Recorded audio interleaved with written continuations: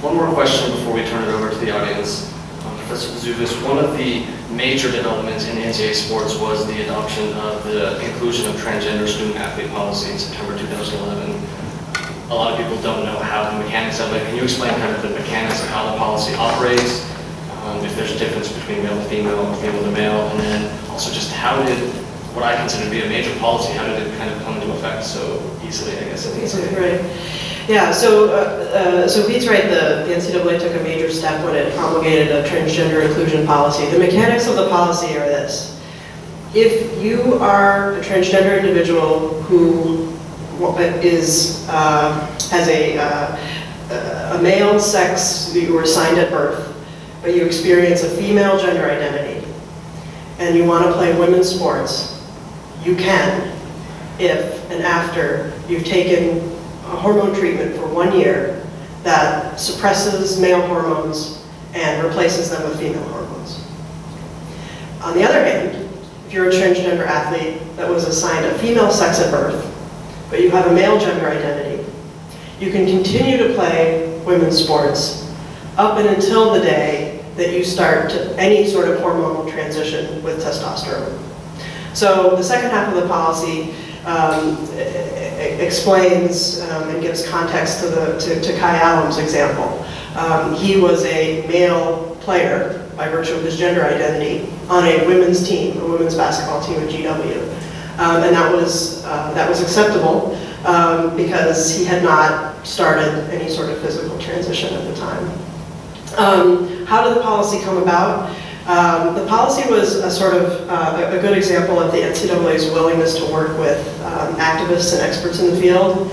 And the advocates and the experts in the field were concerned that if they didn't get out in front of this issue with the NCAA, that the NCAA might unwittingly adopt the International Olympic Committee's policy.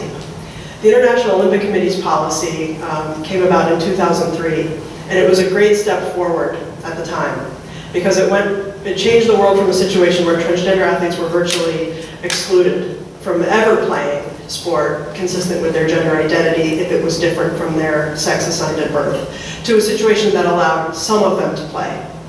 In order to play at the Olympic level, if you're transitioning from male to female, you have to have a surgical transition, some sort of sex reassignment surgery, which is kind of a misnomer because there's not just one surgery. There's a whole menu of surgeries one might have, and the policy doesn't really explain which ones or what exactly they're talking about. So it reflects a little bit of ignorance at that first prong. The second prong is that in addition to that surgery, you have to have 2 years of hormone treatment. And the third prong is that you have to have a legal sex change.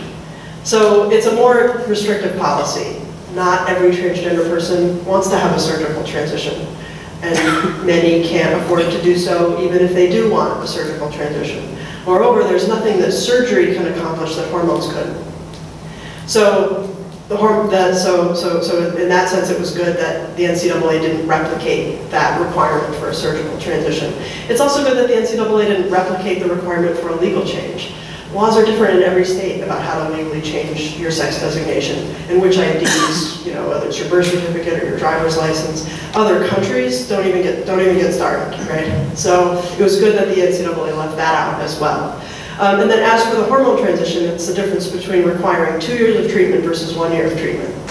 What the activists presented to the NCAA was scientific evidence, the best medical evidence available, that there's not enough of a difference between year 1 and year 2 to justify that extra length of time. And when you're talking about college athletes who have relatively short careers, you could get a 1 year medical red shirt.